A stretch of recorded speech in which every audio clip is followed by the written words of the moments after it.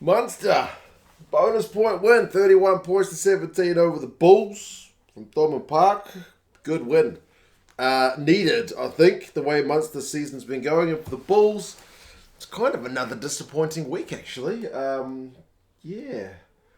I mean, it's still very early on in the campaign, but Jake White was apparently saying he thinks they overperformed last year. Yeah, still not quite looking there this season. I actually missed the first 10 minutes. I admittedly got out of bed a little bit late, but it was 3-0 to the Bulls early. So if anything dramatic happened in the first 10 minutes, do let me know. I'll probably go back and watch it at some point. It was seemingly a few kind of just turnovers coughed up on both sides. Not really kind of either side able to get, I don't know, any kind of really kind of fluid passages of play going. It was 3 points apiece when Carberry slotted a penalty with Munster actually getting some decent field position. And then I wrote a note that like Munster's actually starting to look a bit dangerous. Yeah, they were just really starting to turn the screws in from my watching it. It was kind of evident which team was pretty clearly on top. They had a 5-metre scrum. They managed to get over the line at one point. And Mike Adamson, I swear, is I don't know, just like the strangest ref and the way he communicates stuff. Like he said that Munster had a grounding, but he couldn't give a try because he's been driven there. But I don't know. He certainly knows the rules of rugby more than me, but I don't know. Don't guys get pushed over the line by other people all the time? Unless he was saying he grounded it before the line and then was pushed over the line by somebody else. I don't know. The guy's wording always just has me bamboozled. Maybe it's just too early in the morning. But either way, it was back for a penalty and the next chance Munster went over anyway. Gavin Coombs. There's not many guys. There's few guys as good, from close range as Gavin Coombs. He is very hard to stop.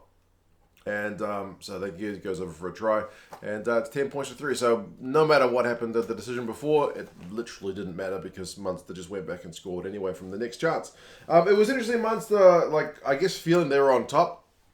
They were keen to keep play going. Like when the Bulls kick for touch, Munster would just throw it in quickly because, I don't know, sometimes when you've got the momentum, you don't want play to stop and settle down. So I thought that was kind of smart from the Munster guys. And then it gets better for Munster when Carberry kicks a pretty sweet 50-22. He gets man of the match as well. And it's a great chance for Munster. And sure enough, from close range, after a few phases, who is it? Gavin bloody Coombs. As soon as you see some Munster body burrow over from close range, there's a pretty good chance it's going to be Gavin Coombs. And sure enough. So, 17-3. Yeah, Munster starting to look like Munster again, I guess, with that kind of play. The Bulls did kick a penalty, did have a penalty, before half-time. They didn't kick the penalty. They didn't want to go for 3.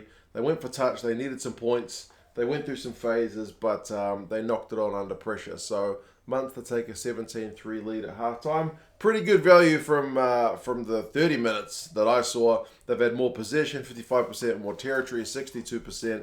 More run meters, 208 to 48 at half-time. Pretty dominant. And then they've had 3 clean breaks to none. So it's been pretty one-sided from what I've seen, barring the Bulls' little bit of pressure towards the end.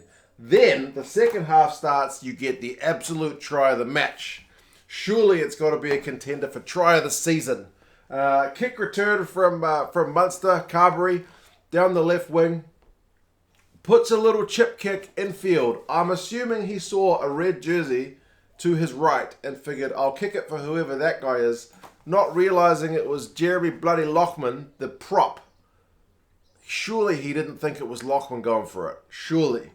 He kicks it infield, and, I forget which was it, Chris Smith from the Bulls? The bounce was pretty cruel. And, the Bulls could not gather it. Lockman showed some determination to keep running and some optimism, I guess, to think maybe I've got a chance here, and some footballing skills to grubber it through without picking it up and then dive on the ball. Absolute thing of beauty. I know Carberry gets man of the match 50-22 and kicking his goals and the try assist for that one, but Lockman, come on. He needs some credit for that one. He enjoyed that one. That was pretty unbelievable. So 24 points to 3. They're starting to look very comfortable Munster, certainly chasing the bonus point by this point. Mornay Smith from the Bulls, the prop, gets a yellow card for a wee late shot in the back. And you'd think that's going to put more pressure on the Bulls. But interestingly, it felt like that kind of meant Munster let the foot off the throat, which is a little bit concerning. Like, poor line-out loss. They have a wide pass. Was it Carberry chucking it to like Fekitoa? Just chucks it into touch. It was just...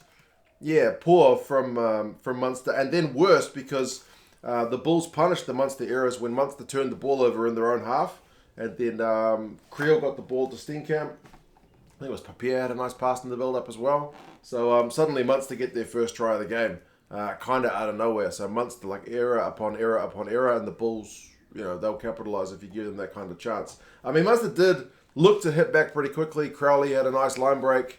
But then after a few phases, it was Jean Klein, that's right, who reached out and just knocked the ball on as he was trying to go for the line. So pretty close, but lacking that clinical edge. Another one doesn't really end up mattering because like Ty Burn gets the bonus point one less than 10 minutes later. He's another one who's kind of hard to stop from close range in the rain as well. So the pressure pays off. They get the bonus point.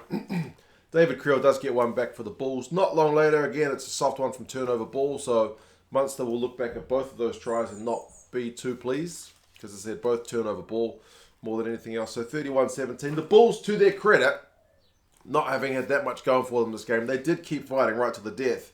They were camped on the Munster line for quite some time, but couldn't manage to break it, so the game does finish 31-17. So yeah, it's a second loss in a row for the Bulls. They'll need to turn things around. For Munster, though, it's a good turnaround because they've looked at a bit, just a shell of their former selves thus far this season. But this is maybe a bit back to the Munster that we know. So, I mean, stats-wise, the Bulls actually finished with more possession, 54%, but Munster's got the territory 61. Run meters 409 to 278. So the Bulls certainly had more play in the second half, but clean breaks 4-2. Neither line-out worked that flash, but remember there was a bit of rain, so it doesn't help. Forster has 4 defenders beaten. Arente has 4 defenders beaten. Elric Lowe has 20 tackles, so a proper shift. But I mean, Jack Crowley, 4 defenders beaten. Jean Klein, 22 tackles, although, like I said, he'll be disappointed not to be on the board with that try that went a biggin. But, certainly improved from Munster. Not all there yet, certainly not, but maybe that's... a step in the right direction. It better be, because they got Leinster away next. For the Bulls, it's away to Benetton. So Benetton's been in decent form as well. But we'll kind of have to wait and see. The URC has been a little bit topsy-turvy. Like, teams can beat other teams and then the next week go ahead and lose one. So, yeah. You guys let us know your thoughts. Do you reckon Munster, this is the start of a revival? Or is it just that they met a particularly poor Bulls team this week for the Bulls? Can you see them turning it around, or do you think there's concerning signs for them going forward? You guys let us know your thoughts. And if you want to watch the URC in the States, Flow Rugby, down in the description. Always forget to mention it. Great service. Heaps of rugby on there. Take care, guys. I'll talk to you again soon. See you later.